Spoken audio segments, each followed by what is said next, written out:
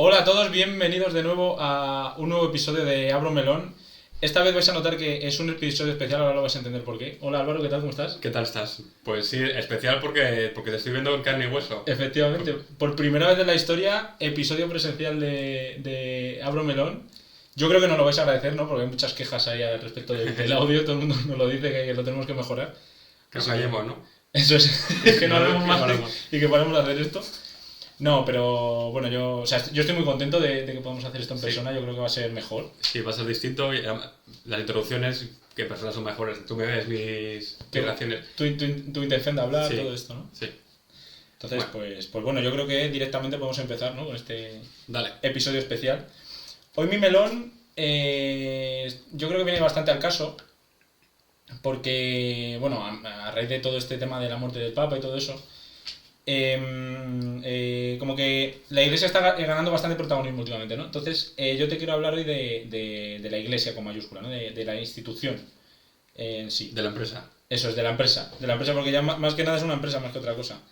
Claro, es que lo digo porque más que nada todo este tema del funeral del Papa, del cónclave, todo este misterio que tiene alrededor de esta cosa, como que me ha hecho pensar bastante en el papel de la Iglesia, ¿no? Y en cómo es la Iglesia actualmente y todo esto, ¿no? ¿Te puedo hacer una interrupción pequeña? Sí. Dirás que como clave tiene aura.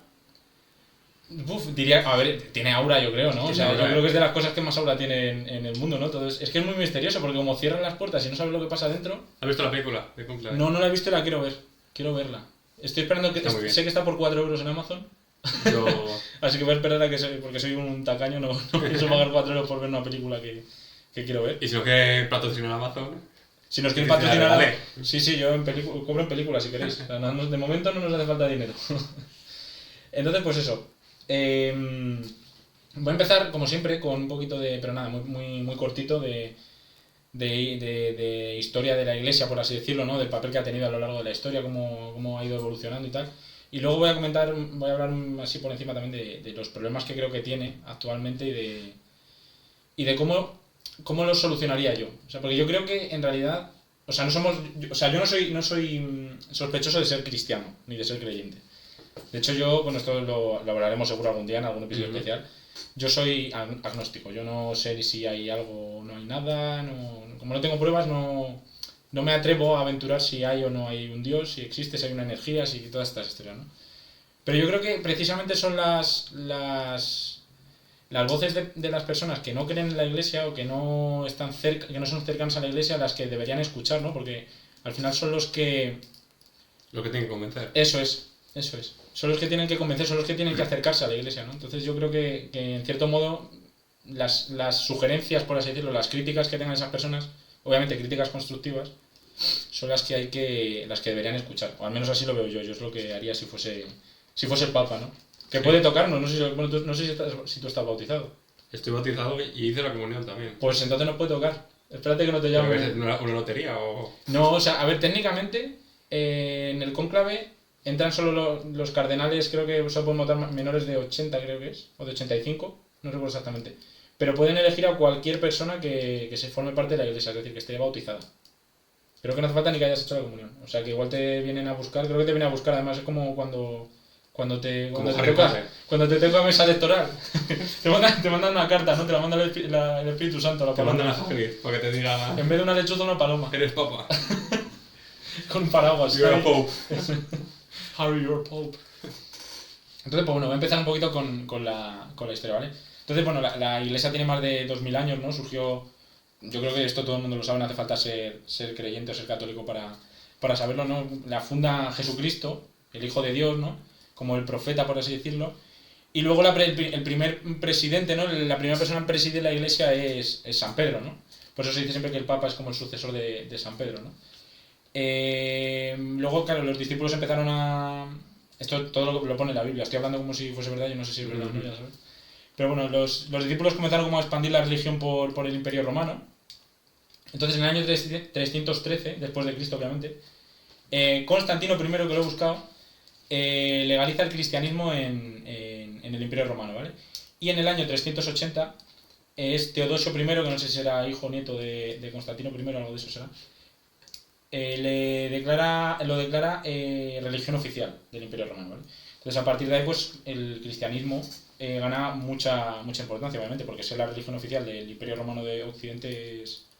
En aquello, pues era al final la religión del imperio más importante, sí. Eso es, mayoritaria. Entonces, luego, tras la caída del Imperio Romano de Occidente, la Iglesia no cae, sino que se convierte, de hecho, en una institución que es clave para mantener el conocimiento y para educar a la población. Es verdad que no casi nadie tenía acceso a la educación, pero la poca gente que tenía acceso a la educación la tenía gracias a la Iglesia, que esto es algo que yo creo que no se tiene mucho en cuenta, pero es precisamente gracias a la Iglesia en este caso que curiosamente, ¿no? Porque en principio se supone que es contraria a la ciencia y todo esto, precisamente gracias a la Iglesia que tenemos muchos conocimientos a día de hoy, que probablemente sean conocimientos sobre todo del campo de las humanidades. Y de escritura también y todo eso, o sea, también se desarrolló para escribir la Biblia. Efectivamente, y los copistas eran religiosos también, y muchas copias de libros que han llegado, gracias a eso ha llegado a nuestros tiempos, son gracias a los religiosos que se dedicaban simplemente a copiar durante toda su vida, ¿no? Luego también aparecen lo que se llaman los estados pontificios, que ahí es cuando la Iglesia gana un poder más político, por así decirlo, ¿no? Los estados pontificios tenían su ejército, tenían su corte política, por así decirlo. El Papa era el que reinaba, ¿no? Era como sigue siendo ahora, yo creo que es un estado absolutista, ¿no? No sé si se considera monarquía. ¿El Vaticano? El Vaticano, sí. No, monarquía no. Pero es absolutista, o una república absolutista, no sé exactamente lo que será, es que como el Papa es una figura un poco extraña. Pero es absolutista, ¿no? Y antes también, pues, los estados pontificios, que es de donde proviene el Vaticano, yo creo, también lo eran, ¿no? Y también empiezan a aparecer los episodios de violencia en la religión cristiana, ¿no? Con todo este tema de las cruzadas contra los musulmanes o también con la Inquisición, ¿no? Persiguiendo a lo que llamaban herejes, ¿no? Pues, muchas veces eran científicos o simplemente mujeres pelirrojas que eran brujas y las quemaban. Bueno, ya sabemos cosas de estas historias. Y luego ya también con el descubrimiento de América, la Iglesia extiende su influencia, por así decirlo, pues con misiones de evangelización de estas, ¿no? que llaman. Entonces, por eso también en América la religión cristiana yo creo que es la mayoritaria, de hecho. También es verdad que hay otras religiones que son más, es que no sé si decir residuales, igual es una expresión un poco negativa, pero que no tienen tanta importancia como el cristianismo allí en América. Desde luego, o sea, en Estados Unidos es un país totalmente cristiano y Sudamérica... Yo diría que más, de hecho, que España, en ese sentido. Sí, casi seguro. Son más religiosos. Sí. Luego también la Iglesia ha sufrido crisis, ¿no? En este caso con la Reforma Protestante, ¿no? Que provoca una gran división en el seno de la religión. Conozco a un chaval que dice que Martín Lutero que es el mayor asesino de la historia de la humanidad. ¿Ah, sí? Porque su reforma provocó las guerras cristianas y ahí murió gente a puñados. Ha muerto y seguramente muera. Ya, sí, pero decir que Martín Lutero es el... Ya, claro, sí. Esto creo que lo hablamos, de hecho, en el primer episodio de lo de la causa y... Sí. O sea, es una exageración y obviamente sí. No es verdad. Sí, pero bueno, como también él es cristiano, o sea, cristiano católico. O sea, que es como cabrón... Totalmente, sí, pero bueno. Eso, es verdad que la Reforma Protestante genera una gran división y hace que la Iglesia Católica se cierre más en sí misma con la Contrarreforma, ¿no? Se cierre más a la sociedad. Pero aún así siguen fundando hospitales, siguen fundando instituciones académicas como universidades y cosas así. Que en cierto modo, pues, gracias a eso, pues tenemos las cosas que tenemos ahora, tenemos muchos conocimientos, ¿no? Por así decirlo, siguen con ese papel de hacer que el conocimiento perdure a lo largo de la historia. Es verdad que con la ciencia no tanto, porque tuvieron esa cruzada también con la ciencia que luego... Más que con la ciencia, con la astronomía, ¿no? Con el geocentrismo. Sí, pero bueno, sí, es que al final también era la ciencia, yo creo, del momento, era la que casi todo el mundo... Era trending. Eso era trending. Y eso, entonces...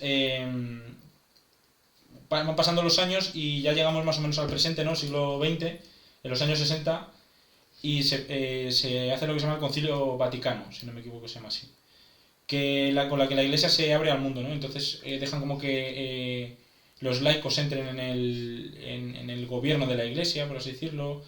El diálogo interreligioso también lo promueve mucho, ¿no? Con musulmanes, con judíos. Y yo creo que eso hace como que por fin la Iglesia tome un papel más social, por así decirlo, más social en el sentido más amplio de la palabra, ¿no? Y entonces ya pues llegamos a la actualidad, ¿no? Y yo creo que los dos estamos de acuerdo en que la Iglesia como que ha perdido mucha importancia, ¿no? en nuestras vidas. O sea, la Iglesia ya... ahora con todo esto de la muerte del Papa, has visto como me salen como clips de vez en cuando en Instagram y cosas así, de entrevistas que le hacen al Papa, ¿no? Y comentaban en una de las entrevistas que él hablaba con sacerdotes cuando hacía visitas a otros países y que le comentaban los curas de allí, decían, no, es que tengo una participación enorme, aquí tengo muchísimos creyentes muy fieles, vienen a misa entre 800 y 1000 personas. Y claro, y el Papa Francisco preguntaba cuántas personas había en la ciudad y a lo mejor había cientos de miles de personas. Entonces es como... Sí, el balance... A ver, yo creo que decir que la Iglesia está perdiendo fuerza, sobre todo en Europa, no es decir nada... No es ninguna locura, no. No es ninguna locura, no. Y entonces yo como que he intentado analizar un poco cuáles son las causas por las que creo que la Iglesia está perdiendo ese protagonismo, ¿no? Yo creo que lo primero es el anacronismo de la Iglesia. Yo creo que es una característica propia de la Iglesia, no entiendo muy bien por qué es así, ¿no? Pero es como que parece un poco anticuada, como que tienen costumbres que son propias de otras épocas, ¿no? Y una institución que tiene tanto peso social, o sea, me parece que deberían cuidar muchísimo más estas cosas, ¿no? Debería estar mucho más en línea con lo que es la sociedad, ¿no? La sociedad va evolucionando, no puede ser que una institución que el papel que tiene actualmente es casi en su totalidad social, esté tan desacoplada de la sociedad, ¿no? No sé si querías decir algo. No, o sea, estaba pensando, ¿te refieres a la actualización tecnológica, actualización de caras? Porque, claro, o sea, el Papa, los cardenales, toda esta gente son gente muy mayor. Y, por ejemplo, en Europa, en España, estamos viendo política que la tendencia ahora es a buscar gente de 40, 50 años, cuando antes era de 60, 70. Claro. ¿Te refieres a ese cambio de imagen o...? No, o sea, el cambio de imagen entiendo que no, porque al final, tal y como está organizada la Iglesia y cómo es la jerarquía eclesiástica, es complicado llegar a puestos de verdadero poder joven, ¿no? Porque al final te eligen a dedo. Esto es otra cosa que voy a comentar ahora. A ti te eligen a dedo, es el Papa el que pone los curas, es el Papa en última instancia el que pone a los obispos, a los arzobispos, a los cardenales. Entonces tienes que hacer como muchos méritos, vamos a decir, no sé si peloteo porque al final el Papa no te conoce, pero te tienes que dar a conocer, ¿no? Sí. Y para eso toma tiempo. Entonces yo creo que es complicado cambiar la Iglesia en ese sentido. Pero me refiero más a que avance con la sociedad, ¿no? Pero bueno, ahora comentaremos con eso, porque avance con las nuevas realidades que existen, ¿no? Pues hablo de la comunidad LGTBI, del feminismo, todo este que tipo justo es algo que Francisco sí estaba más en la ola. Tenía que apuntado que uno de los motivos por los que la Iglesia ha sobrevivido es precisamente por cambiar de parecer. O sea, claro. Si tú tomas el dogma de la Iglesia del siglo XV y lo intentases aplicar al día de hoy, claro, o sea, toda la tecnología es el demonio, claro. Todos los inmigrantes son el demonio y cualquier persona que no sea de la misma religión es el demonio y o sea, esa ideología no sobreviviría al día de hoy. Bueno, claro. O solo sobreviviría en extremistas, claro. Pero yo no sé si tú sabes, o sea, el tema no es que no cambien, porque, o sea, cambian porque al final es lo que dices tú, si no desaparecerían, pero es como que van con siglos de retraso, ¿me entiendes? Porque, por ejemplo, yo no sé si tú sabes que el primer papa que reconoció que lo que pasó con Galileo Galilei fue un error, o sea, toda esta persecución y tal, fue Juan Pablo II. O sea, que Juan Pablo II llegó a papa en los 70, no sé si el 78 creo, y murió en el 2005. Y fue el primer papa de la historia que dijo que todas estas persecuciones a científicos fue un error. O sea, tuvieron que pasar siglos para que la religión reconociera que se habían equivocado. A eso es a lo que me refiero. Eso es duro, la verdad. Eso es a lo que me refiero con el anacronismo de la Iglesia, ¿no? Otra cosa muy grave me parece la opacidad que tiene la Iglesia, ¿no? La Iglesia me parece una institución muy poco transparente. Porque al final es lo que hablábamos. O sea, es verdad que tiene mucho aura, ¿no? Todo este tema del cónclave, por ejemplo, pero es muy opaco. O sea, cierras... Tú imagínate que fuese así elegir un presidente de gobierno de un país. encierras a todo el mundo en el Congreso de los Diputados y luego de repente sabes por una fumata blanca o la fumata negra si hay presidente o no hay presidente. Claro, pero es que como es tan ceremonial también es difícil, es lo que has dicho tú, es una institución totalmente ceremonial, claro. y es muy difícil cambiar esas ceremonias, o no es una institución democrática tampoco, o sea, la gente que vota en el conclave se ha elegido a dedo. Claro. Entonces, una votación democrática no se podría hacer así. Efectivamente. Bueno, a ver, o sea, no sería democrático, sí. O sea, podría pasar, podría ocurrir eso, pero no sería democrático, sí. ¿No? Es lo que quieres decir. Sí. Entonces, en ese sentido. Pero eso me parece un problema, porque esa opacidad también me parece como que te separa un poco de tus... Bueno, en realidad, de los seguidores no, yo creo que te separa más de la gente que mira a la iglesia con curiosidad, ¿no? Como me pasa a mí, yo miro a la iglesia con... No sé, como diciendo, esta institución sería... Yo creo que es necesario y sería bueno que fuese un poquito más en línea con las costumbres que tenemos ahora, ¿no? Sobre todo en Occidente, ¿no? Que al final es donde más relevancia tiene la Iglesia Católica. Y la opacidad yo creo que van completamente en contra de esto, ¿no? Claro, esto, lo que digo, provoca distanciamiento con los seguidores, ¿no? O sea, los líderes religiosos yo lo he visto, excepto con el Papa Francisco, que es la primera vez que lo veo, yo creo que como que ha habido mucha distancia entre el Papa y sus seguidores, ¿no? Todo este tema de... Es verdad que había gestos, por ejemplo, Juan Pablo II cuando atentaron contra él y fue a la cárcel a perdonar al que le había disparado y todo eso. Eso es verdad, pero luego, por ejemplo, Benedicto XVI, él se iba a veranear a su casa de verano, ¿no? Y como si fuese un rey. Uh-huh. No salía mucho a saludar a los... Sí. A sus seguidores, a cosas así. Todo con mucha seguridad y mucha distancia. Claro, con el papamóvil todo... Mucho filtro y mucho... Sí, que lo entiendo perfectamente porque al final eres un líder, sobre todo religioso, y que tienes mucha influencia. No te puedes arriesgar a que te peguen un tiro como le pasó a Juan Pablo II. Pero yo creo que tendría que haber más cercanía. O sea, por ejemplo, el Papa Francisco comía con los empleados del Vaticano. Y Benedicto XVI comía solo, siempre. Se iba, no comía con nadie, o sea, el único que podía entrar era el que le servía. Y el Papa Francisco bajaba al comedor con todo el mundo y comía allí, hablaban de fútbol y hablaban de cosas de esas. Eso lo ha contado él y lo han contado empleados del Vaticano en muchas entrevistas. Entonces yo creo que esa cercanía a los seguidores y a los fieles es importante también. Al final es la diferencia entre como seguidores y admiradores, ¿no? Claro. O sea... Si con esta distancia, pues sí, le sigues, pero al final no conoces a la persona, no... Claro. O sea, cuando tienes un admirador o alguien que de verdad te conoce o de verdad te puede... O sea, de verdad entiendes cómo es esa persona y te gusta y te parece cercana, sí. Entonces de verdad darías todo por ella, claro. Es más fácil...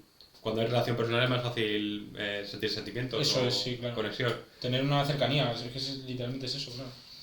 Y luego los problemas de corrupción y los escándalos también de otro tipo, que no sé si se puede mencionar porque creo que nos tiran en el... Sí, sabía que lo ibas a decir, pero sí, la imagen de la iglesia está... La imagen de la iglesia, y no solo eso, porque entiendo que esto es como en política, ¿no? O sea, hay un corrupto y tú no puedes responsabilizar al partido de que haya un corrupto en el partido, ¿no? Pero sí puedes responsabilizarlo de que lo oculten, de que lo tapen. Y yo creo que la iglesia hace eso. Yo estoy de acuerdo también, sí. Hace eso, o sea, no puede ser que tú tengas un cura que hay un escándalo mayor que la corrupción, incluso, porque los hay, escándalos de esos, y que tú no solo no lo juzgues, no lo persigas y no lo castigues, sino que lo ocultes, que lo tapes. Esto viene en línea con lo que hablamos de la opacidad de antes, ¿no? Eso es lo que me parece grave de la iglesia, porque al final ovejas negras hay en todas partes, en partidos políticos, en equipos de cualquier deporte, yo qué sé, en periodistas que mienten. Y en la iglesia pues tiene que pasar lo mismo, tiene que haber gente... Yo estoy de acuerdo, sí, o sea que al final, responsabilizar el colectivo de las acciones de un individuo es bastante, pues, criminalizarles o algo así, pero el problema es cuando de verdad, en vez de decir, vale, ha pasado esto es malo, tengo que tomar reacciones, es como lo voy a esconder, lo voy a meter debajo de él y va a seguir va a seguir con su cargo, o sea, claro. Voy a dejar que perpetre la misma acción durante un tiempo porque no estoy tomando ninguna acción más que silenciar a las víctimas o compensar a las víctimas, y eso... Yo creo que parte de todo este daño o este bajo de la iglesia es la visión que tenemos de ella. Como hemos crecido viendo tantos casos así... Claro, se han ganado la fama, ¿no? Sí. Efectivamente. Pero, o sea, por ejemplo, no sé si tú te has enterado que hay un cardenal, es que no recuerdo, creo que es un cardenal italiano, que creo que tuvo un caso de corrupción con el tema del dinero del Vaticano y tal, y empezó a no sé si a desviar fondos o cosas así, un caso de corrupción, como puede pasar aquí en España en un partido político. Y el Papa Francisco lo apartó y le retiró de su, según tengo entendido, de su cargo de cardenal y le prohibió entrar al cónclave que iba a ocurrir después de su muerte. Pero el tío se ha presentado y dice que él tiene derecho a votar, que nadie ha hecho nada y lo más probable es que vote en el cónclave, que entre al cónclave. Entonces, eso es a lo que me refiero. Yo, por ejemplo, no me había enterado de este caso hasta hasta que ha salido toda esta historia de la polémica del tío que se presenta allí, que no le dejan pasar y él quiere pasar y estas... Pero o sea, yo entiendo que no lo quieren hacer público porque da mala imagen a la institución. Claro. Pero aunque no lo hagan público, tiene que tomar acciones. Claro, tiene que haber ese tío... Un precedente para que el siguiente se lo piense. Eso es, tiene que ir a la cárcel. Así de claro. O sea, si has robado dinero del Vaticano, tienes que ir a la cárcel. Porque es dinero público. Es verdad que el Vaticano es un país un poco extraño, ¿no? Sí. Pero es dinero público. Pero bueno, sin embargo, a mí la Iglesia me parece que es una institución... a mí me parece imprescindible, la verdad. En la sociedad. O la Iglesia, o una institución como la Iglesia. Alguien que sirva de guía espiritual para la gente que lo necesita, ¿no? Para la gente que necesita de una religión, de creer en algo para sobrellevar su existencia, porque al final la religión es para eso. Y hay muchísima gente que necesita de una religión o de una guía, de un guía espiritual, pues para soportar su existencia, en muchos casos, incluso. Sí, o sea, hay muchas maneras de hacer eso y la Iglesia es una de ellas. Que sea la única, por ejemplo, que podría ser la única, que pudiese hacerse parecer como la única, sí. Creo que eso es negativo. No digo que la Iglesia sea la única. Sí. O sea, digo que, pero aquí en Occidente, pues es la más... Es lo que parece, sí, también. O sea, claro. Se te presente la forma de entender la vida como la Iglesia siendo la única que explica todo lo que pasa más allá de la vida y cosas así. Yo creo que sí que es algo negativo, pero bueno, que eso no es tampoco culpa de ellos. O sea... Claro, o sea, eso ya depende del seguidor, ¿no? Sí. Cuestión. Pero sí, yo pienso que no nos interesa que la Iglesia desaparezca, sino que de alguna manera pues se reforme. Efectivamente, se reforme, cambie y esté más en línea con lo que necesita la sociedad ahora mismo, ¿no? Porque al final eso es una herramienta social, la Iglesia, bajo mi punto de vista. O sea, yo creo que la Iglesia no puede representar este lujo desmedido. O sea, cuando tú has estado en Roma... hace muchos años. Hace muchos años. O sea, yo estuve hace poco y, o sea, tú entras al Vaticano, a la Basílica de San Pedro, y es que es sobrecogedor. O sea, tú ves unas riquezas, unas obras de arte, unas columnas en el altar, que tú dices, esto... O sea, va completamente en contra con lo que promulga la religión católica, bajo muy... O sea, tú, en parte me da la sensación que lo que quieres es que la Iglesia sea protestante, o sea, se comulgue con la... Sí. Realmente es ese de, pues... A ver, no solo con lo protestante, más por eso de ser más abierto al público y eso, pero más como más social, más... Sí, es que al final yo creo que es el papel de la Iglesia, no sé. Y como que se desvían, como que intentan no serlo. Es la sensación que me da a mí, como que intenta ser algo que no les toca. Que no sé si me estoy explicando, pero... Sí. Pero a eso me refiero, ¿no? Porque es que lo que representa para mí el Vaticano es completamente opuesto a los valores del cristianismo, ¿no? Como decía, o sea, todo esto de la paz, la justicia, el amor, la compasión. Tú llegas allá al Vaticano y es todo riqueza, son todo obras de arte, son tumbas grandiosas de papas, no sé. Entonces es como que lo que tú promulgas y el ejemplo que tú estás dando son opuestos. Aquí también tengo que decir que es una cosa que yo he pensado un tiempo, que el ser humano solo tiene este poder como de... esta fuerza de voluntad para hacer cosas impresionantes así, en base a la religión. O sea, sí. Si lo piensas todos los... bueno, rascacielos son edificios impresionantes, pero son más... bueno, no sé. Más funcionales. Más funcionales, sí, pero de esto de vamos a lucirnos, vamos a crear algo que es... Que sea impresionante, que sea simplemente para que la gente lo vea y flipe, ¿no? Sí. Eso realmente todos tienen una base, las pirámides egipcias también, sí. Las aztecas... Cualquier estatua que ves por la calle, ¿no? Sí. Las Cibeles, Neptuno, todas estas cosas son al final con motivo religioso. Sí, o sea que sí, por ejemplo hay estatuas de Napoleón a caballo, sí. Pues vale, eso no es religioso, pero muchos de estos edificios, las catedrales, las mezquitas y todos, cuando se lucen de verdad... Sí. Bueno, también ocurre con los palacios, por ejemplo, que no siempre tienen ese componente tan... Pero al final sí que es verdad que es con los reyes, y antes los reyes se les tomaba como un enviado de Dios, ¿no? Un representante de Dios también, igual que es el Papa ahora. Sí. Entonces sí que es cierto que siempre hay un toque de la religión, ¿no? Sí, un deje de enviado. Eso es, de profeta, de enviado, de me ha puesto aquí Dios, me ha iluminado y por eso os guío. Siempre hay algo de eso en todo esto. Entonces, yo he venido aquí como experto en religión para plantear una serie de reformas, ¿no? Para la iglesia, para si el cura, ¿te imaginas que el próximo papa nos está escuchando? Nos escucha... Tiene que hablar castellano, pero sí. Sí, bueno, hay muchos, ¿eh? Hay muchos que hablan castellano, hay gente de Latinoamérica y también hay unos cuantos españoles, según tengo entendido. Entonces, bueno, si el próximo papa nos está escuchando, que a lo mejor cuando esto se emita ya... Seguramente sí. Porque creo que ya han puesto fecha, no sé si es el 9 de mayo o algo así. No lo sé, pero bueno, si nos está escuchando, querido Papa, a lo mejor le interesa esto que voy a comentar. Entonces, reforma que yo haría, primero con los escándalos que hablábamos, ¿no? Y la opacidad de estos escándalos, hay que exponerlos y hay que juzgarlos, incluso los pasados. Porque todo esto de que solo se sepan los escándalos de la Iglesia cuando trasciende algún documento confidencial, cuando se filtra, ¿sabes? Alguna cosa de esas que ha pasado alguna vez en la historia, eso no puede ser. Yo creo que tiene que ser más público esto, igual que ocurre con cualquier político del mundo.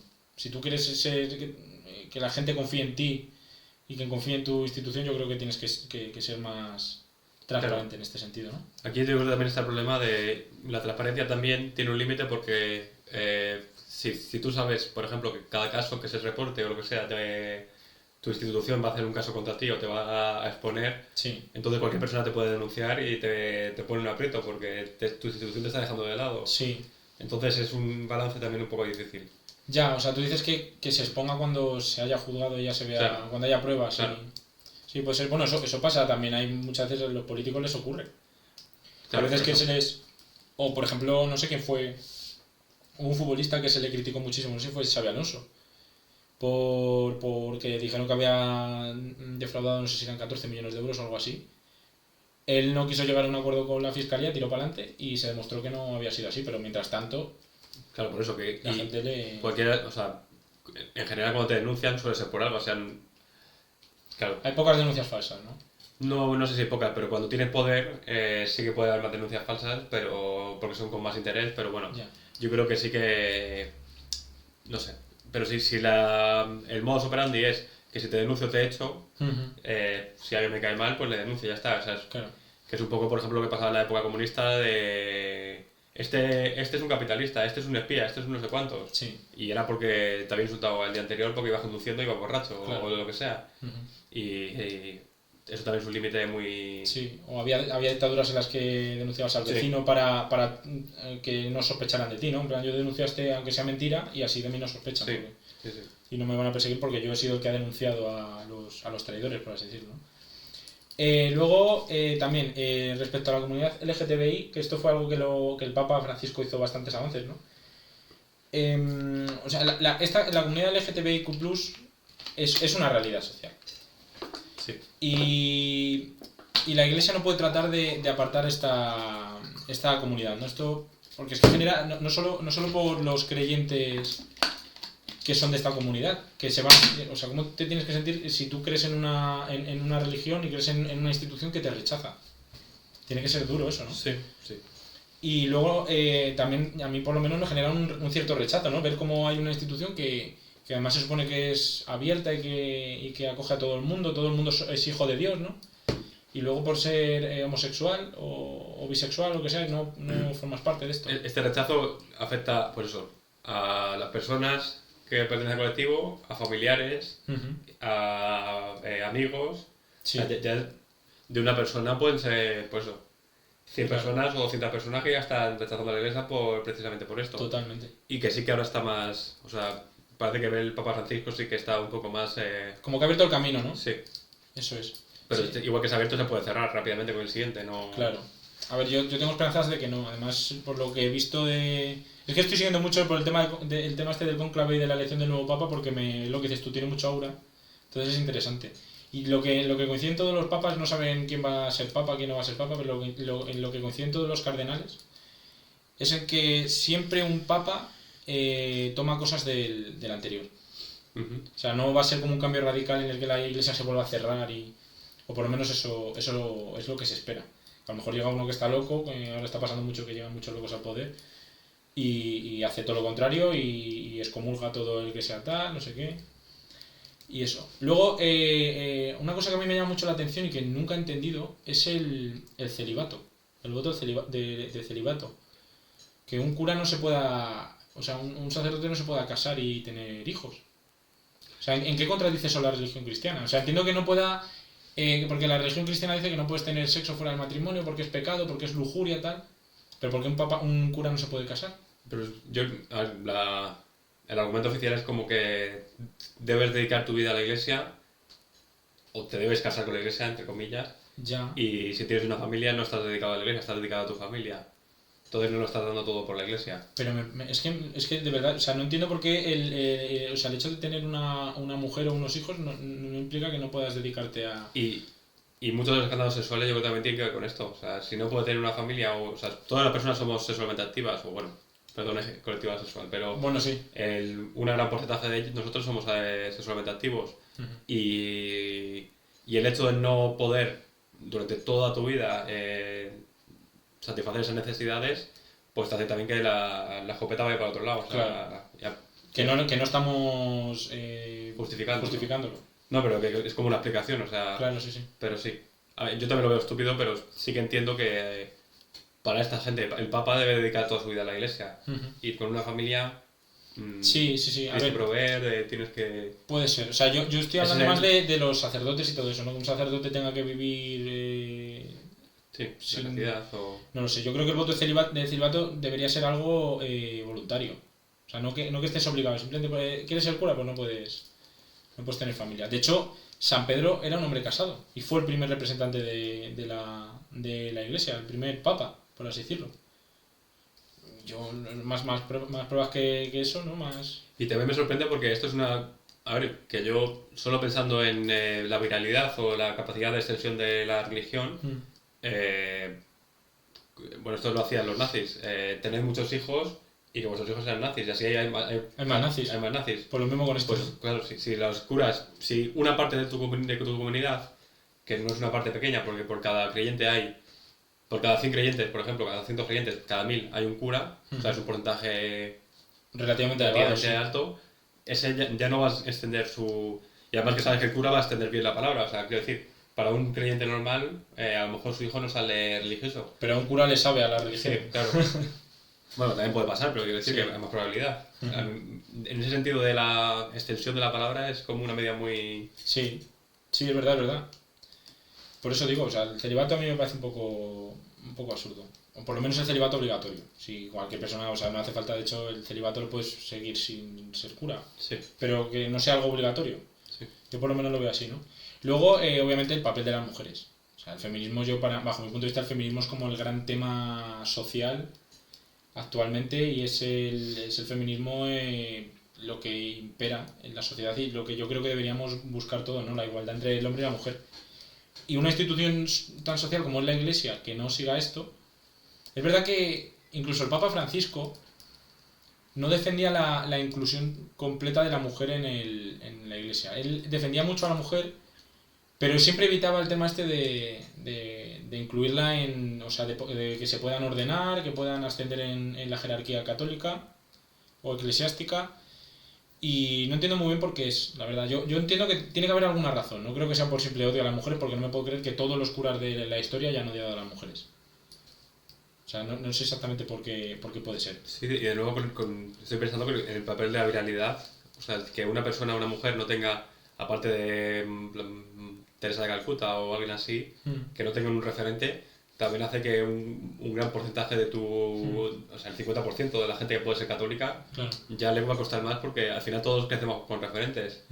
Y a lo mejor, si yo tuviese 5 años, a lo mejor pensaría que quiero ser el Papa Francisco, porque mira qué bueno ha sido y qué buena persona era. Cómo le quiere la gente y tal, no sé qué. Pero si una mujer no tiene ese referente, o sea, eso se habla mucho, por ejemplo, en la ciencia. También nosotros lo hablamos mucho de que tenemos que sacar la cara de la gente, de las científicas que han sido importantes para que las niñas que están creciendo ahora tengan referentes igual que para mí puede ser un referente a Einstein o Newton o algo así. Sí. Y en la iglesia eso de luego no lo hay. No lo hay. Y... Pero es que aunque lo busques, o sea, yo, mujeres, si tú piensas en las mujeres en la religión, está la Virgen María, obviamente, María Magdalena, María Teresa de Calcuta y algún personaje más saldrá en la Biblia, supongo, pero lo que dices tú, líderes religiosos mujeres, no, o sea, es que no existen porque está prohibido en la iglesia.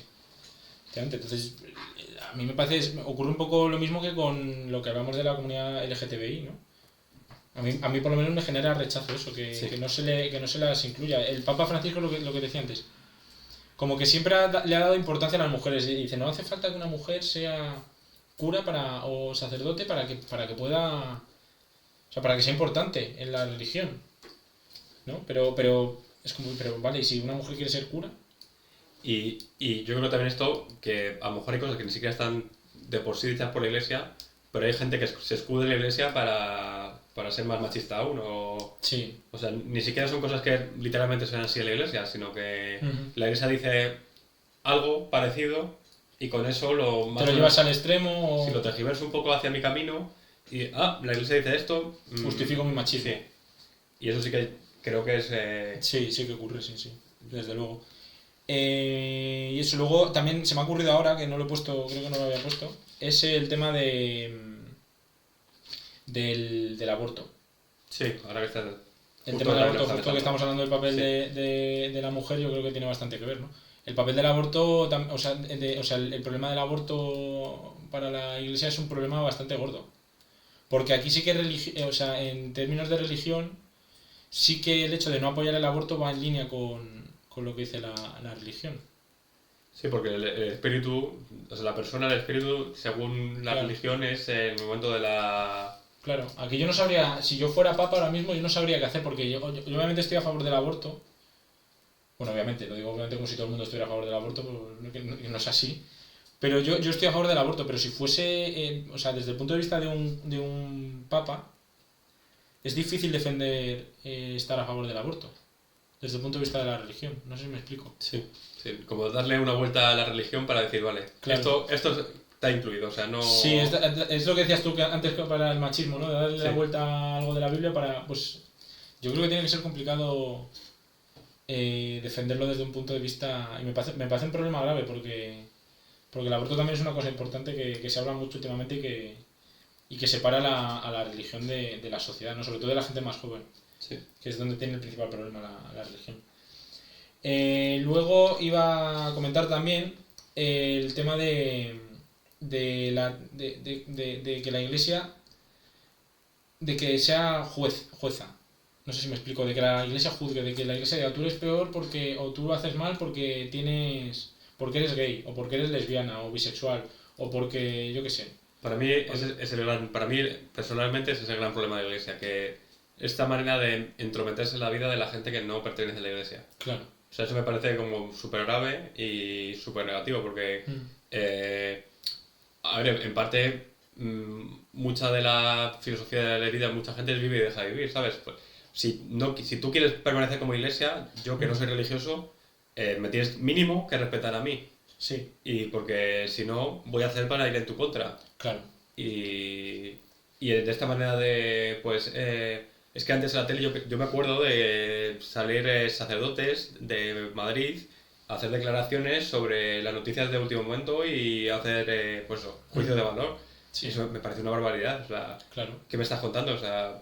El Papa, esto fue, porque llamó mucho la atención porque fue al principio de su papado, el Papa Francisco, que estaban, además me acuerdo que es una charla que dio en un avión, que le dijeron que se levantara a hablar y que y se cogió el de las azafatas y se puso a hablar allí en el avión y le preguntaron por los homosexuales en la iglesia y el propio Papa fue el que dijo que él no era nadie para juzgar, que todos somos hijos de Dios, que al final es que es lo que dice la religión, que todos somos hijos de Dios y que él no es nadie para decir si tú puedes ser gay, si tú puedes ser lesbiana, si tú puedes, ¿sabes?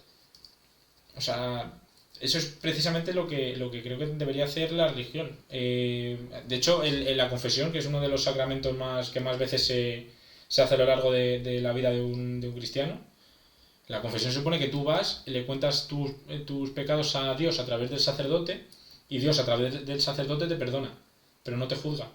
Entonces, ¿cómo es posible que Dios a través de un sacerdote te perdone todos tus pecados, incluso los más graves, incluso matar a alguien? Sí. Pero un cura no sea capaz de perdonar a alguien que es homosexual. Que ni siquiera, Que ni siquiera necesita perdón. Claro. Que eso es a lo que voy. Sí. O sea, yo creo que ahí es una de las partes que está todo, por lo que has dicho tú, totalmente fuera de la actualidad. O sea, y de la propia religión que promulgan. O sea, es sí. que no tiene ningún sentido. Se dice mucho esto de que Jesús, si existiese hoy, sería de izquierdas. Que no sé si es un poco también de hipocresía o de un poco de... Ya. como de dirigir el discurso hacia una cosa, Sí. pero en parte lo entiendo porque al final, y esto también lo tenía apuntado para comentártelo, el valor histórico de la Iglesia es este de dictaminar la moral durante siglos. O sea, Claro. hicieron cosas malas, pero también para la gente que vivía decían, oye, nos tenemos que comportar, en plan, la vida tiene valor, porque en el siglo XV o el siglo X la vida no valía nada, tienes que respetar a tu vecino, trátale como quieres que te traten a ti, Claro. etcétera, etcétera. O sea, de alguna manera, todas estas son conceptos avanzados, entre comillas, para la época, y durante mucho tiempo ha sido necesario que una institución lo estuviese enseñando durante años a la gente para que les entrase en la cabeza. Claro. Lo que ahora para nosotros es sentido común, claro, pero en aquella época no era sentido común. Eso es. Y bueno, pues eso. Que... No, me he perdido. Sí, pero bueno, que sí, que la religión es una... Es que a mí, o sea, la iglesia a mí me parece una herramienta social pues para guiar a la gente. Y todos estos temas que has dicho tú de enseñanzas morales, de tienes que respetar al prójimo, no matarás, no robarás. Me parece cosas que son de sentido común. O sea, que... A día de hoy son de sentido común. Son de sentido, pero quiero decir que no serás homosexual, ¿sabes? Sí. No abortarás. Es como... o sea, está bien que enseñes moral, ¿no? Y que incluso que pongas algunas normas morales, pero no te metas a juzgar a la gente y más por cosas como esas, como tu orientación sexual, que yo qué sé. Me parece que la iglesia no es nadie para juzgar a nadie, y más teniendo en cuenta la religión a la que representan, sobre todo. Que eso es lo que me parece más pecado, siendo un poco blasfemos. El mayor pecado me parece ese. Que lo hacen representando una religión que se supone que no juzga, que acoge, que todos somos hermanos, todos somos hijos de Dios, no sé qué. Y ahí es donde creo que está el delito. Y luego, para terminar ya iban a presentar unas pequeñas conclusiones, ¿no? Sobre todo siguiendo la línea de lo que hablamos antes del Papa Francisco, que lo he puesto como ejemplo en varias ocasiones. Y es porque yo creo que el Papa Francisco comenzó un camino, ¿no? Por así decirlo, empezó a pisar por lo que yo espero que algún día sea un camino transitable para la Iglesia, ¿no? Yo creo que esto lo debería aprovechar la institución. A mí me parece que el Papa Francisco fue un papa que era muy abierto, que era humilde, que... O sea, con la muerte se ha visto que mucha gente tenía mucho cariño. O sea, incluso yo que no soy muy cercano a la Iglesia, yo me di cuenta de que le había cogido un poco de cariño, ¿no? Porque veía cosas suyas que yo veía como... hablaba con la gente, cómo gastaba bromas, cómo incluso vacilaba a la gente. O sea, la gente le decía, yo soy cura y no sé dónde. Y él decía, ¿yo qué culpa tengo de que...? O sea, vacilaba a los creyentes, se reía con ellos. Era como muy cercano, ¿no? De hecho, lo comentaron en el funeral, que lo estuve siguiendo. Y uno de los expertos en religión del funeral decía que desde el momento en el que lo nombraron papa, ya se veía que era una persona humilde, porque si te fijas, en todos los nombramientos de los papas salen como con capas rojas de terciopelo y cruces de oro y no sé qué. Y él salió simplemente con su sotana blanca, esta que llevan siempre los papas por encima, que no sé cómo se llama, que es como una especie de capa cortita. Su gorrito, las gafas y una cruz de plata, que era la que ha llevado toda su vida. Y lo primero que dijo, hermanas y hermanos, buenas tardes. Empezó así tal cual, lo podéis buscar, que el comienza así, dar las buenas tardes a la gente. Presenta mejor nosotros el podcast. Efectivamente. Y tú imagínate si nosotros lo estamos haciendo delante de una cámara y nos cuesta presentarlo, imagínate delante de miles de personas en la plaza de San Pedro. Pues yo creo que eso es el camino que debería tomar la religión. Y eso, lo que decía al principio, que yo no soy ningún sospechoso de ser cristiano ni de ser creyente, Pero yo creo que una iglesia que sea como representaba, como quería representar el Papa Francisco, ¿no? Que fuese humilde, que fuese cercana con los pobres, con los necesitados, y que represente de verdad los valores del cristianismo es lo que a la sociedad le... Yo creo que a la sociedad no le puede hacer más que bien. O sea, tiene que ser todo ventajas, tener una iglesia de esta manera. Yo también creo que nosotros en España, bueno, al menos en esta zona, como que no tenemos muchos motivación positiva, no hemos tenido nunca nada de... Nunca hemos hecho nada que veamos con buenos ojos de la iglesia. Claro. Pero voy a terminar también a puntillar tu conclusión.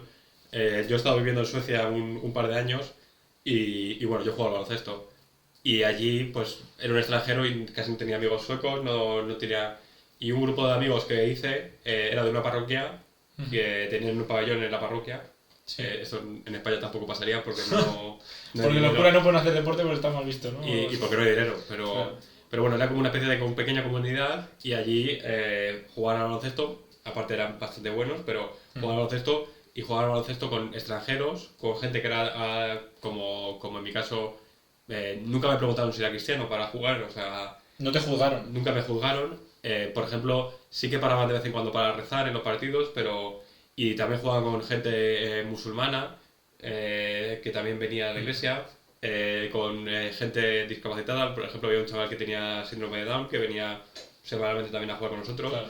Y creo que esa experiencia de parroquia, si lo hubiésemos vivido, a lo mejor tendríamos un concepto distinto de lo que es la iglesia. O sea, claro. Creo que eso es algo positivo y que te aúna como comunidad y que también hace bien a los demás, no solo a los que son de la iglesia, sino también a los que están alrededor de la iglesia. Y en ese sentido, con esa experiencia positiva, digo, vale, a lo mejor si yo hubiese crecido aquí, esto sí me hubiese traído. Sí he tenido sus cosas que para nosotros son extrañas, pero sí. Yo creo que eso es un poco lo que tú dices, lo que... Claro, que yo creo que una iglesia abierta y acogedora sí. Es que no puede tener consecuencias negativas para la sociedad. Y si no quieres creer, pues ya pues no creas, pero... Creer así es más fácil, claro. Claro, desde luego. O por lo menos apoyarlo, ¿no? Apoyarlo, sí. Que, o sea, no, es lo que digo. O sea, yo no estoy diciendo que haya que creer en la religión ni nada de eso, pero yo creo que una iglesia de esa manera es más fácil de apoyar y creo que sería una institución beneficiosa para la sociedad. Y a mí me gustaría que fuera así. Me gustaría también, ahora que pienso, dentro de 1 año o 2 años, si seguimos haciendo podcast, sí. Revisitar esta conclusión, en plan, cuando ya le ha salido el nuevo Papa. Sí, y ya llevé un tiempo... Y a ver si tus predicciones, no son predicciones, son como deseos. Sí, mi wishlist, ¿no? Sí, a ver si se ha cumplido o le ha ido todo lo contrario o qué ha pasado. Efectivamente. Estaría bien. Pues yo creo que aquí con esto podemos terminar mi melón. Y tomarnos un descansito, un segundo, beber un poquito de agua. Pues una cosa técnica para los anuncios. Eso es. Los anuncios que de momento no tenemos. Ojalá Amazon, que ya hemos hecho al principio, por favor, que quiero ver el conclave. Y enseguida volvemos. Hasta ahora.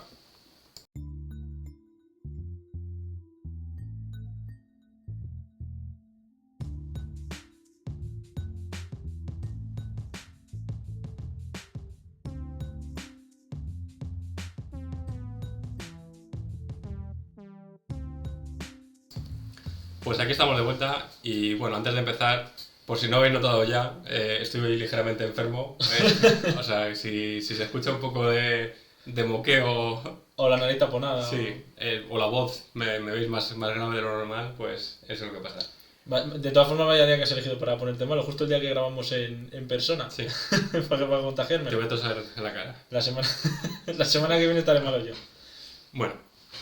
Como ya avancé la semana pasada, lo que voy a hablar esta semana es un poco de educación y de todo este tema de tener hijos, todo lo que está alrededor de tener hijos y de criarlos y de educarlos. Y bueno, quiero empezar con una pregunta que a lo mejor es muy personal, no tienes por qué responderla si es demasiado personal, pero la pregunta es, ¿quieres tener hijos?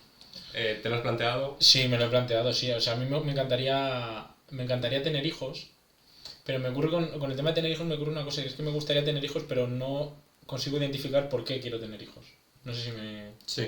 No sé si es algo porque es social, si es simplemente porque es algo que es nuestro, que es inherente al ser humano. Lo tenía apuntado también aquí, lo voy a hablar luego. Bueno, lo podemos hablar ya. Yo creo que el reloj biológico, todo este tema del reloj biológico existe. O sea, sí. Que el único... Si tú miras la humanidad como un conjunto global, el único motivo por el que estás tú en la Tierra es para aportar algo a la humanidad y seguir con la especie. Entonces creo que de alguna manera en todos los humanos, todos los animales, esa perpetuación de la especie está en la genética o en la biología o en... yo sigo hablando de esto de genética, pues y por eso creo que todos, o casi todos, tenemos esa necesidad de tener hijos. Sí. Y bueno, yo también quiero tener hijos. Hace unos años no lo sabía, no tenía claro, pero ahora creo que sí. Sí, te pasa lo mismo que a mí, ¿no? Yo creo en ese sentido. Como que de repente empiezas a sentir que quieres... Lo que pasa es que no quiero tenerlos en cualquier condiciones, quiero tenerlos en buenas condiciones. Claro. Y esto me lleva a, bueno, voy a hablar de la natalidad en España, en concreto. Te voy a dar el dato de natalidad, que es el dato de cuántos hijos hay por cada mujer en España. ¿Por cada mujer? Por cada mujer. Que hay más o menos 50-50, mujer-hombres. Sí. ¿no? Algo así. Entonces, cada mujer, claro, una pareja, pues cada mujer de la pareja tiene que tener 2 hijos para que la especie se perpetúe, claro. Se continúe. Para que se mantenga, creciendo al mismo ritmo. Para que se mantenga igual, que no crezcan, pero que tampoco disminuya. En España, en 2008, había 1,44 hijos por mujer, en 2008. 1,44. Sí, lo cual ya estaba mal. Bueno, esto ha seguido bajando prácticamente todos los años, hasta 2023 que tenemos un 1,12. Hostia. O sea, casi un hijo por pareja. O sea, es como que estamos disminuyendo a la mitad. Eso es, como que la especie por generación se está más o menos disminuyendo a la mitad. Sí. Más o menos. Tampoco, porque este número a lo mejor... sí, va oscilando, ¿no? Quiero decir, si hay una pareja el hombre se ha muerto antes y la mujer sigue viva, pues hay un hombre menos y... Bueno, sí, pero en principio debería ser... Es una estadística más o menos. Sí. Y para que... socialmente el número que considera una población estable es 2,1.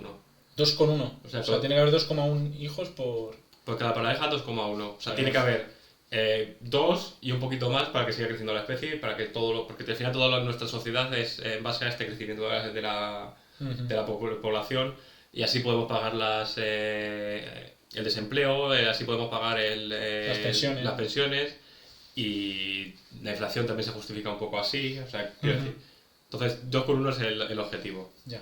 Entonces las causas por este rechazo, ya hemos hablado alguna de ellas.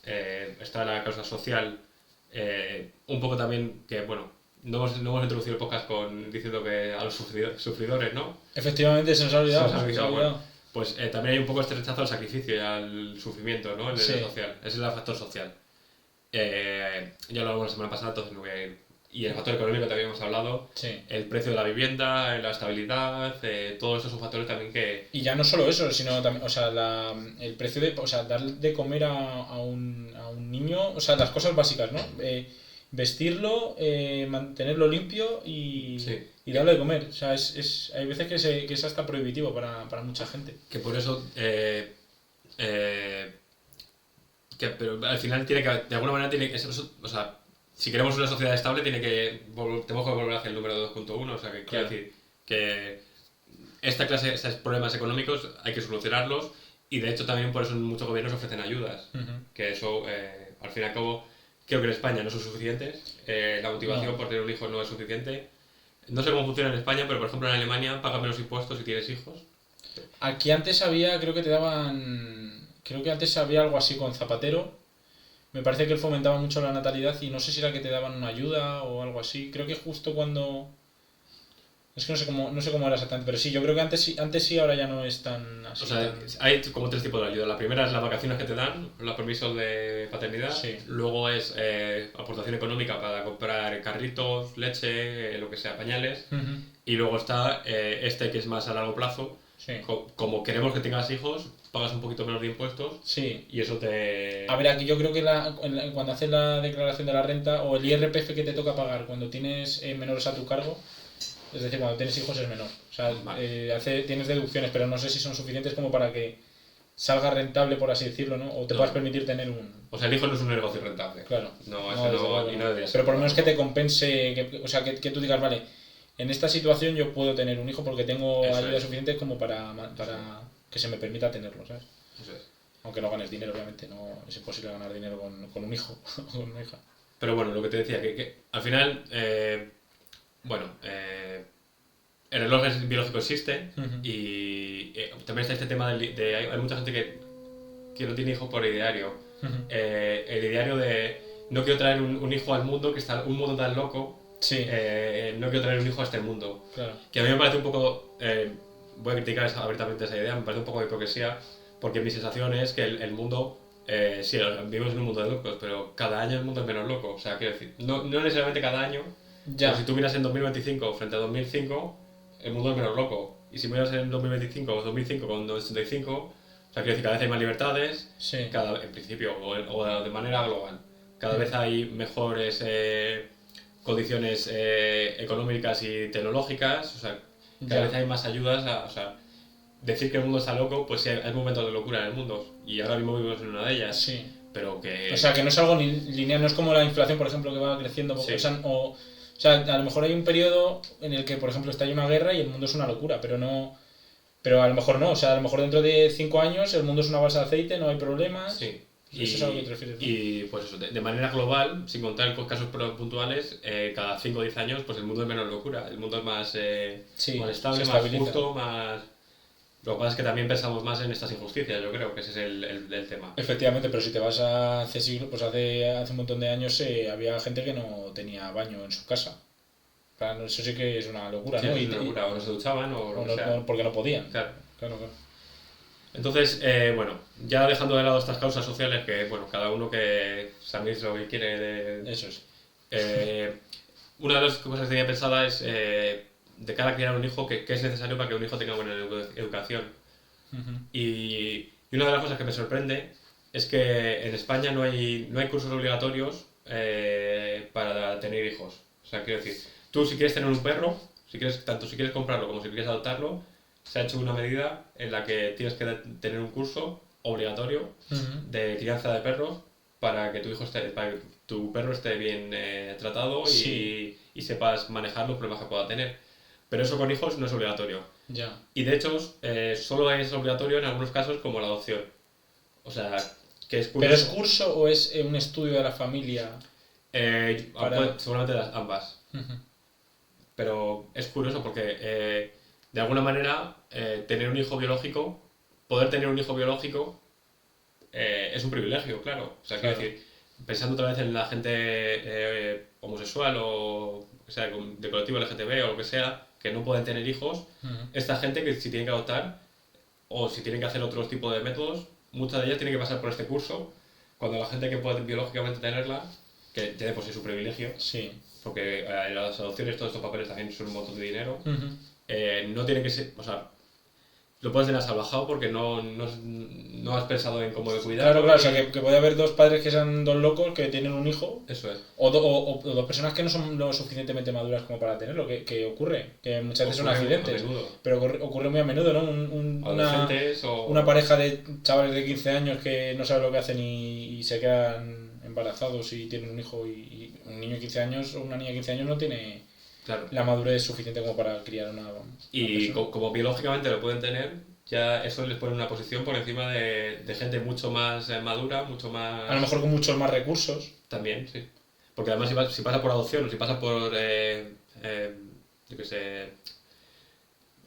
Voy a decir un ejemplo que va a ser malo, pero gestación subrogada, si pasas o por in vitro, Sí. todo esto es un pastón. O sea, Claro. si puedes hacer eso es porque tienes recursos para... Para no sé, que te lo puedes permitir, ¿no? a menudo. No sé si Eso. siempre es así, pero... Y te voy a preguntar algo en relación a esto, que es, o sea, ¿sabes si hay algún país en el mundo que te haga, no sé si vas a comentarlo, a lo mejor lo vas a comentar, si hay algún país en el que te obliguen a hacer cursos de estos para tener hijos? ¿O es algo que no existe? Igual es una idea que se te ha ocurrido a ti y que... No sé, no lo tengo claro. O sea, sé que hay cursos de eso de premamá, pero yo creo que no son cursos de gestión de... Yo creo que son ejercicios para prepararte para el parto, Sí. yo creo. Sí, sí. O sea, son más para las madres. O sea, las madres tienen que Sí. estar, los padres no necesariamente. Y son más, pues, para el parto y a lo mejor ir los primeros días también, saber, Sí, pues, porque claro, un bebé recién nacido pide mucho. O sea, Claro. no le puedes dar 5 euros de que se vaya a tomar algo. y yo creo que también eso ayuda a la salud mental, sobre todo de la madre, que, claro, cuando una mujer está embarazada, tiene que ser un chute hormonal brutal. Y yo creo que eso ayuda un poco a que las madres sepan o puedan sobrellevar esos cambios hormonales y ajustarlos y entender los sentimientos que tienen, que tiene que ser una locura. También, que Eso es. muchas veces como estoy loca, pues no, es que no estás loca, es que tienes un niño o una niña ahí dentro y... es algo normal, claro. Claro. No, lo raro sería que no estuviese ese... Lo raro sería que estuvieras tan tranquila. Y luego, bueno, aparte, bueno, en este caso de la educación, me refiero no tanto por parte del Estado, como hablamos una vez de colegios, de guarderías, sino más por parte de los padres. Y para que haya una buena educación por parte de los padres tienen que tener buenas condiciones. Sí. Y eso incluye, que ya hemos hablado, cosas que tienen que ver con condiciones sociales, como la baja por paternidad o maternidad, que sea larga y que sea igualitaria, por así decirlo. O sea, allí en Alemania, por ejemplo, dan un año de baja para los dos. Entonces tú puedes decidir cómo repartirla. Obviamente la madre, después de parir, va a estar 2 o 3 meses de baja seguro. Claro. Pero a partir de ahí, si la madre es la que trae el dinero a casa, ella puede estar un año entero de baja y seguir ganando el dinero, y el padre pues quedarse en la casa o lo que sea. O sea, se puede repartir. Sí, o sea, es un año a repartir entre los dos los integrantes de la pareja. Ya. Pues me parece interesante eso. Y que sea la pareja la que decida cómo quiere gestionarse. Y también puede ser, pues, los primeros 6 meses tú, los segundos 6 meses yo. O sea, que no es necesariamente a la vez, sino que lo podemos gestionar como queramos. Claro. Y entre medias también puedo usar mis vacaciones. O sea, quiero decir que es un poco como esta gestión más libre. Sí, me parece bien eso, la verdad. O también hay coberturas para la compra de carritos, de pañales. O sea, que igual, tener un bebé no es un negocio, pero si desde luego al final de año te va a salir a menos 50.000 euros o menos 100.000 euros, es que eso, claro, ¿quién puede hacerlo? Claro. ¿O quién puede hacerlo 2 veces? O sea, que a lo mejor pasas por una y dices, no, una y no más. Sí, esto es una locura, es que no puedo permitírmelo. Entonces, de alguna manera creo que aquí tenemos que exigir al gobierno o sí, a nuestros representantes que... Porque es que de verdad que esto hace colapsar los países. Y no lo tengo apuntado, pero el otro día vi un vídeo de que Corea, la economía de Corea va a colapsar, dicen, en los próximos 50 años. ¿De Corea? ¿De Corea del Sur? O la economía de Corea del Norte es... Claro. Ya ha colapsado, ¿no? Por eso, no, pero por si acaso... No, la del sur. La del sur. Y es porque la tasa de nacimiento es tan bajo, que, o sea, creo que en este caso está por debajo del 1 o algo así, que se prevé que en 2 o 3 generaciones no haya personas para sostenerlo. Y es curioso porque también decían, es un vídeo que vi, y decían que hace 10 años el fondo de pensiones de Corea era por persona el más grande del mundo. Y ahora se lo están fundiendo porque no hay dinero para pagar las pensiones. Entonces,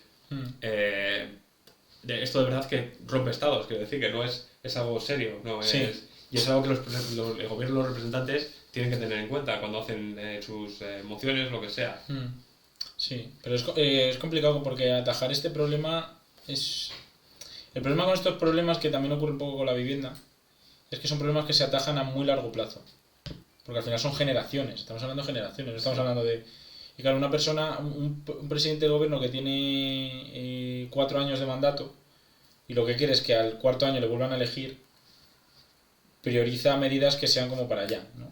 Ayudas rápidas, cosas que la gente pueda, ¿sabes?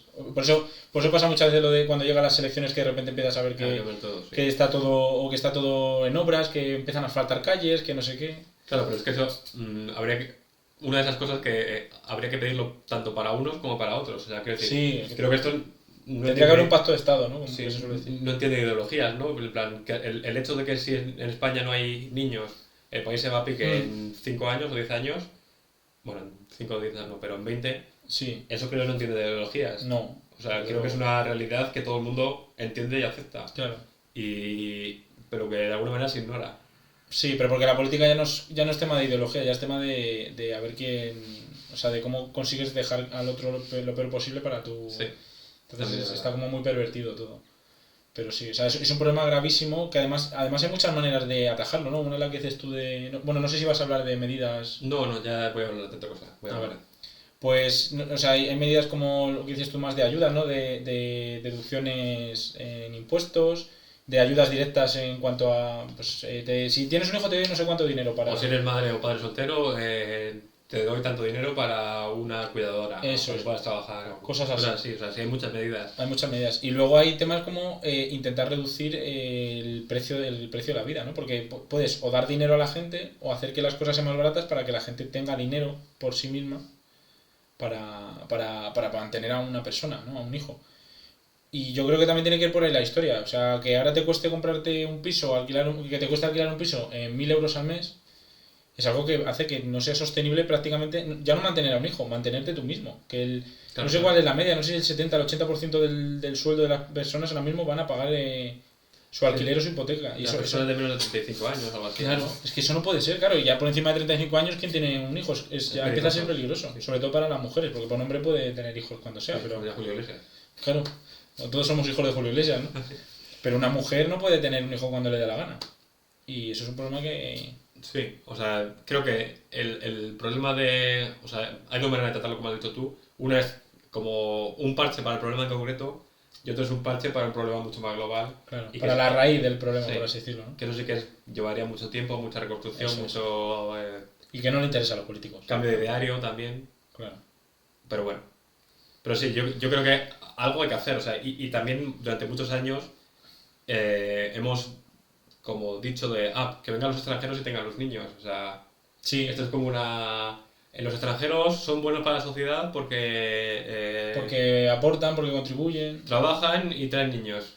Y es verdad, o sea, no es mentira, pero ¿qué quiero decir? Que el papel no puede estar solo dedicado a un colectivo que representa el 5% de tu sociedad. Claro, que no es una solución, es un parche. Claro. Lo que estamos hablando es lo que hacen siempre, poner parche, ¿no? Y ya se ha visto los números que te he dicho, que es que no salen las cuentas. Y eso que España, como en Sudamérica es una región muy grande, hay bastante inmigración. Sí. O sea, quiero decir que... tenemos suerte en ese sentido. O sea, para sudamericanos es mucho más fácil venir a España que venir a irse a otro país que no hablen el castellano. Claro. Porque, claro, es mucho más fácil comunicarse. Sí, y la integración es mucho más sencilla, ¿no? En el momento en el que hablas el mismo idioma que el país al que vas, integrarse y convivir allí es mucho más sencillo. Y bueno, ahora quiero ya pasar al tema de cómo criar o cómo enseñar a tus hijos. Vale. Y para esto te traigo... quiero hablar un poco de cómo aprenden los niños. Y te traigo un experimento, se llama el experimento del mono y el niño. Vale.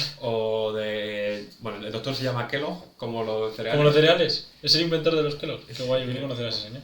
Pues bueno, lo que hizo es... creo que era con su hijo además. Era un doctor interesado como en el desarrollo del aprendizaje y todo esto.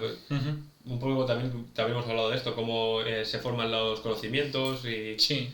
Y entonces una de las cosas que él pensaba era los chimpancés, los animales, los monos tienen un cerebro que también son capaces de entender, de procesar. Sí. Entonces a lo mejor el problema que tienen ellos es que nunca les han enseñado como enseñamos a los niños humanos, porque claro, a los niños humanos le enseñas a andar, le enseñas a hablar, le enseñas a todo. Y los chimpancés lo que ven son chimpancés. Entonces se comportan como chimpancés. Pues se comportan como chimpancés, claro. Entonces cogió a un bebé de mono y a su hija, los básicamente... ¿Como si fueran hermanos o algo así? Sí, y los trató como si fueran hermanos. Yeah. Básicamente nacieron a la vez. Y bueno, lo que observó es que a lo largo del tiempo el chimpancé o el mono, es que no sé si era un chimpancé, a lo mejor me estoy columpiando mal. Sí, bueno, un simio, ¿no? Un simio, un ape. Desarrollaba de alguna manera un comportamiento parecido al humano, pero, o sea, quiero decir, a lo mejor se sentaba en la mesa a comer con los humanos, utilizaba, pero por ejemplo en el lenguaje no era capaz de desarrollarlo, o sea, había muchas cosas que sus límites, tanto físicos como mentales, no le permitían desarrollar, o sea, quiero decir, sí. A lo mejor iba incluso al baño de los humanos, al retén del inodoro. Sí, las costumbres, por así decirlo, sí que las... Pero había, pues eso, más comunicaciones y más factores sociales que no era capaz de entender o que no era capaz de desarrollar. Y al contrario, fue el niño o la niña, porque no tengo claro de qué sexo era, sí. El que captó los comportamientos del mono. Ah, sí. Empezó a andar con 4 manos, como... O sea, salió el tiro por la culata, quería enseñar al mono a... Y claro, Bueno, también empezó como a, no sé cómo llamarías lo que hacen los monos de hablar, pero también como se comunicaba como ellos por sonido. Hacer el ruido de los monos y típicos. cosas así, o sea, de ese estilo. Entonces, bueno, el final de esta historia es que esta persona, este bebé o este niño, claro, quedó traumada de por vida, nunca se adaptó bien a la sociedad y básicamente le jodió la vida.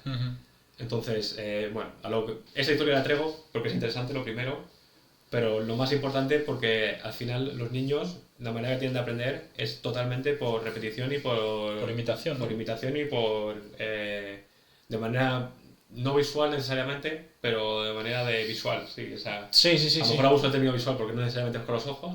Pero hacen lo que ven y lo que reciben, ¿no? Eso es. Se nutren de los estímulos que reciben y los imitan.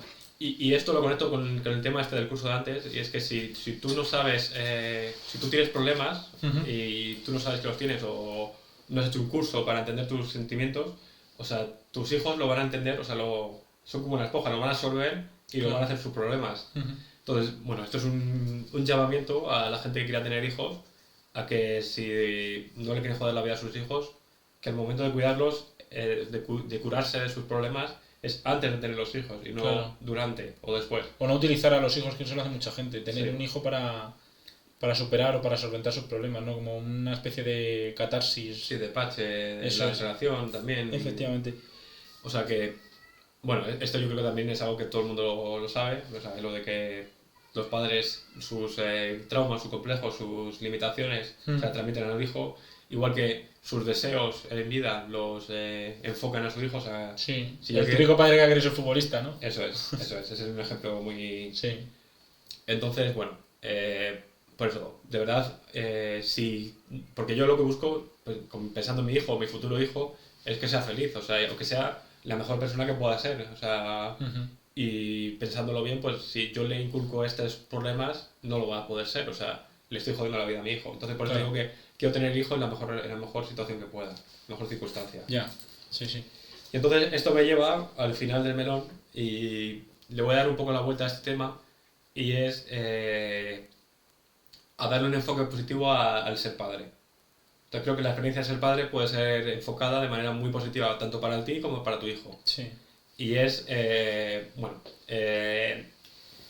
si lo primero, cuídate antes de tenerlo, pero lo segundo, tu hijo va a aprender lo que le enseñas, sé quién quieres ser, sé quién quieres que tu hijo sea delante de tu hijo. Ya. O sea, sea un ejemplo, ¿no? Para él. Eso es, pero, o sea, tú a lo mejor, o sea, quiero decir, ser la mejor persona del mundo durante 24 horas Ya. es jodido. Es imposible. A lo mejor una hora te quieres tumbar al sofá y descansar. No lo hagas delante de tu hijo. O sea, intenta que tu hijo te vea tus momentos de productividad, tus momentos de comprensión, tus momentos de asertividad. Sí, de cómo tiene que ser un humano funcional, Eso ¿no? es. Si te quieres cagar en los muertos de alguien, pues obviamente somos personas y vamos a tener defectos, o sea, pero intenta no hacerlo delante de tu hijo. Intenta que lo que le enseñes a tu hijo sea comunicación, sea pues eso. Y esto es curioso porque también es como, de alguna manera, te estás imponiendo ser mejor persona a ti, que es algo bueno para ti, para ser mejor, que tu hijo sea mejor persona, que es algo bueno para él. Claro. Entonces es como este cambio positivo a la paternidad porque nosotros somos hombres, pero bueno, maternidad también, Sí. pues eso, el paradigma de no voy a pararme a ver la tele durante 5 horas delante de mi hijo porque él va a entender que ver las pantallas es algo normal. Claro. A no ser que sea ver el podcast de Pablo Belón. Que eso sí que tiene que verlo. Claro. Eso es una de las prácticas que tienes que llevar a cabo delante de tu hijo. Es.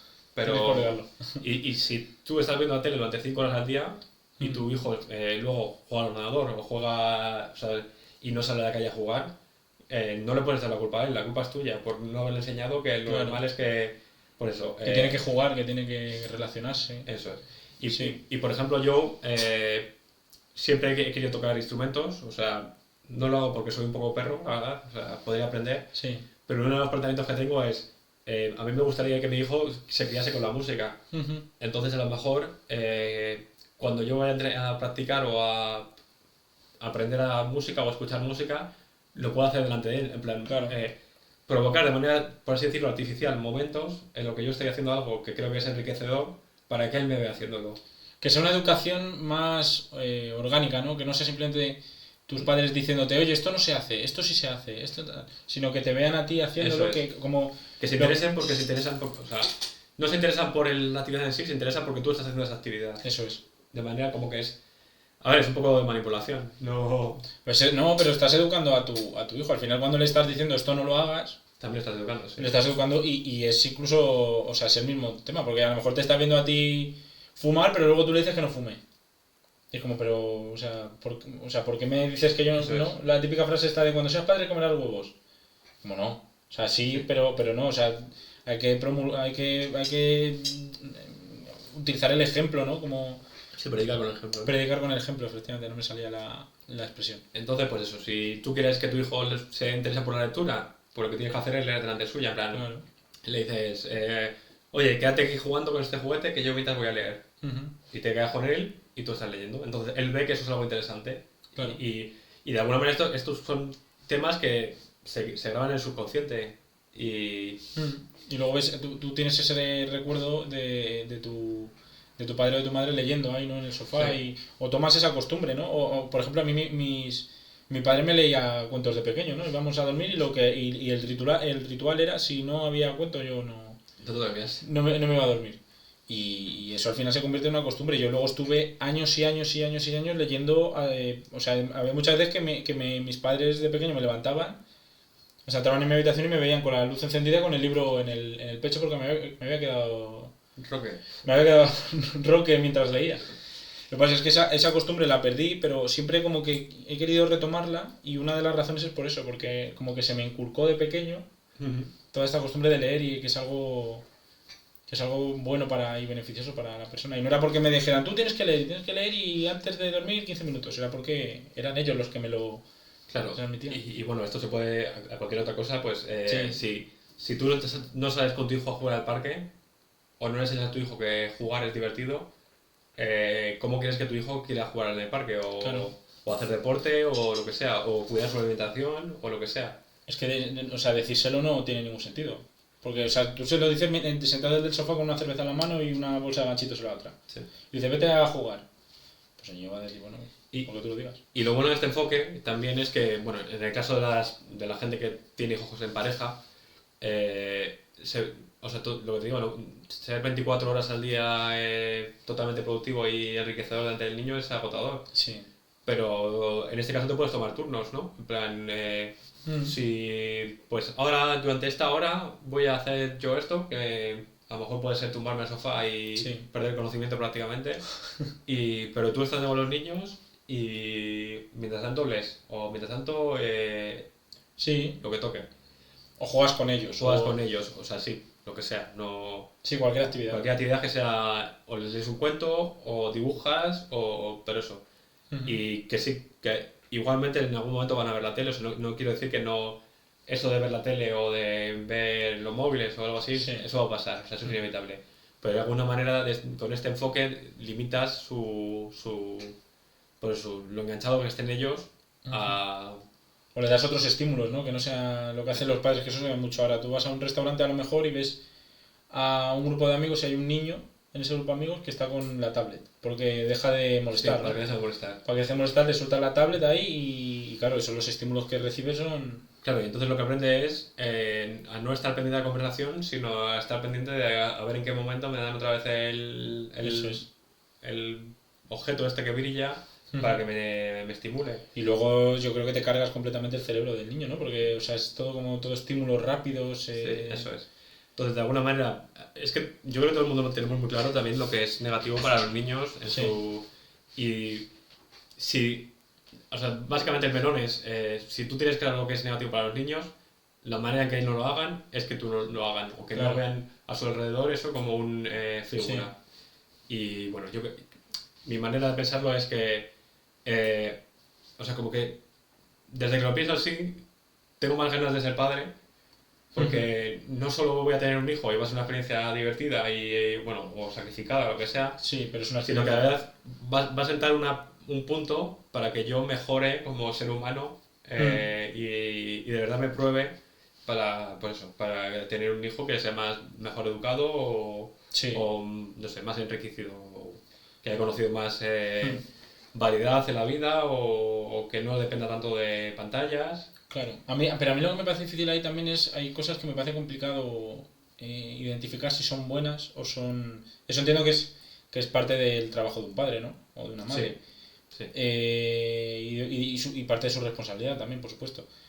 Pero, por ejemplo, yo creo que hay que enseñar a los niños, por ejemplo, creo que hay que enseñarles a aburrirse. También, sí. Me parece que es algo que a los niños no se les enseña a aburrirse, ¿no? Es como que un niño tiene que estar todo el rato haciendo cosas, tiene que actividades extraescolares, que móvil, que jugar, que estudiar, que... Es como dejarle que se aburra, déjale ahí que se busque la vida, ¿no? Que imagine él lo que tiene que hacer. Pues eso, le dejas con un juguete y que él tire, que... Claro, y que investigue, Y por eso que también, estimule un poco su... en parte también creo que esta aproximación también es un poco... Tú no le estás imponiendo nada, le estás dejando ver cosas, opciones que son positivas Claro. y dejas también que él elija la que más le guste, porque no tiene por qué hacer todas. A lo mejor dibujar no le gusta esto. Sí. Entonces, le estás enseñando como una baraja de opciones y que él elija. No, Claro. Y también esto es importante porque dices tú, porque desarrolla la personalidad también.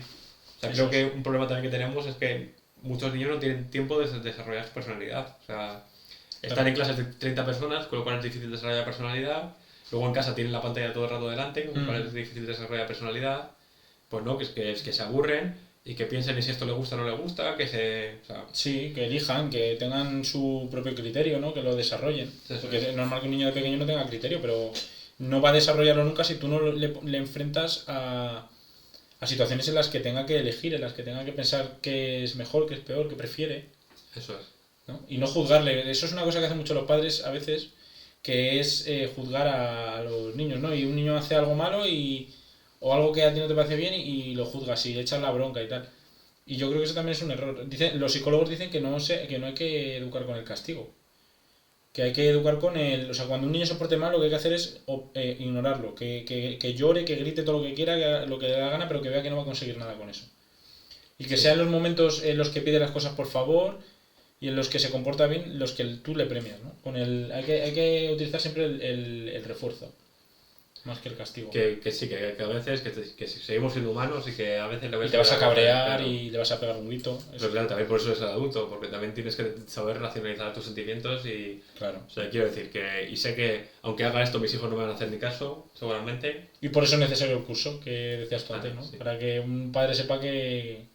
Porque tiene que tener cuidado y que hay que... Pues que, a ver, que vas a tener tu momento de rabia, de que le vas a querer abrir la cabeza al niño porque es un cabrón, pero que tienes que controlarte y... Claro, es el adulto, al fin y al cabo es que es literalmente... Es ser un adulto. Es ser adulto, sí. Claro. Pero es que hay gente que no sabe ser adulta. No. Que a lo mejor no le ves salir de un CEDA y te pega un pitido o tal, no sé qué, te empieza a gritar y a insultar. Si una persona no es capaz de controlar su temperamento en esa situación, ¿cómo va a ser capaz de controlarlo con un niño que es complicado razonar con él, ¿no? Y que no entiende. Pues eso. Y otro tema también, pues, incluir a los niños en la conversación es importante. Sí. O sea, que ellos sepan respetar una conversación y hablar en una conversación también es parte de desarrollar la personalidad, pero también es importante porque, pues eso, que no desarrollan sus habilidades sociales. Eso es. O sea, y de otra manera, pues si estás viendo el móvil, a lo mejor es más feliz momentáneamente, pero sabemos que a la larga es perjudicial. Claro, porque no van a saber... O sea, sí que, a ver, obviamente no le puedes incluir en todas las conversaciones, más que nada porque no se van a enterar. Claro. Pero sí que es cierto que hay que intentar conversar con el niño y que se exprese también, que es importante, que hay gente que no sabe expresarse y no solo sus sentimientos, que también, sino lo que quiere, lo que no quiere, lo que... ¿Sabes? Cosas así, que sean capaces pues eso, de ser, al final desarrollar un adulto funcional, ¿no? Con todas las cosas que tiene que saber hacer una persona. Entonces, bueno, no sé si bueno, ya querías tener hijos, pero no sabías por qué, pero no sé si estás de acuerdo conmigo como que de alguna manera tener un hijo es un sacrificio muy grande, sí, pero también abre la puerta a una capacidad una motivación de desarrollo personal que no podría tener si no fuese por algo así. Desde luego. Y como que de esta manera, igual, el sufrimiento lo veo como algo positivo, o sea... Claro. Sé que me voy a cabrear, sé que me voy a morder la lengua, pero creo que o sea, voy a mejorar como persona y sí. voy a si hago estas pautas, voy a crear una persona o voy a, no crear, desarrollar una desarrollar, persona ¿no? que va a ser una buena persona. Sí, hombre, desde luego. O sea, eso motiva, desde luego, y te hace ver la paternidad o la maternidad desde otro punto de vista, yo creo. Pero es verdad que va a ser un sacrificio y un sufrimiento, pero bueno, nosotros somos aquí sufridores, ¿no? Para eso hemos venido a este mundo, para sufrir, pero sufrir para ser mejores. Eso es. Y todos los padres lo dicen, ¿no? Que tener un hijo es una experiencia que te cambia la vida. Desde el primer minuto. O sea, desde el momento en el que ves a tu hijo por primera vez, sabes que tu vida ha cambiado y que va a ser una experiencia dura, sacrificada, pero que va a merecer la pena. Así que con este mensaje tan tierno. Buen mensaje, ¿eh? Sí, de la paternidad, me ha gustado para cerrar el melón, ¿no? Sí, ya yo animo a la gente que no haya tenido hijos. A que las tenga más que nada porque tengan 5. Porque alguien nos tiene que pagar las pensiones también. Eso es. Todo esto era un complot, es un mensaje de Perro Sánchez para la gente para que tenga hijos y le solucionemos el problema. Y nada, pues y a la gente que tiene también ya hijos, que también la habrá, a que reflexione también un poco de... Sobre todo si son pequeños, de cómo ha desarrollado a su hijo o cómo lo está haciendo, o si puede cambiar algo, claro. Si hay cosas que preferiría no hacer delante del niño. Sí, a mí me gustaría que si hay algún padre en la sala, que comparta en comentarios también su experiencia como padre y no sé. Sí, porque estamos hablando desde el punto de vista de personas que todavía no han tenido hijos también. Y también por eso, como que es muy difícil ponerse en la piel de qué manera te nutre tener hijos, que comparten con nosotros la experiencia de qué manera creen que son mejores personas o que... Totalmente. Porque eso yo creo que es interesante también, porque es lo que yo creo que mucha gente no es capaz de ver también. O sea, porque es muy difícil, sin haber vivido la experiencia es muy difícil saber lo que es, claro. Y bueno, con esto ya terminamos este episodio especial. Un placer, mira, te voy a dar la mano. Ojo, esto siempre he querido hacerlo, darle la mano a al coautor de este podcast. No se ha visto, pero bueno. No se ha visto, pero nos hemos dado la mano, que ha sido un momento muy bonito. Y nos vemos la semana que viene. Eso es. Así que nada, a seguir sufriendo, ¿no? A sufrir. Hasta luego.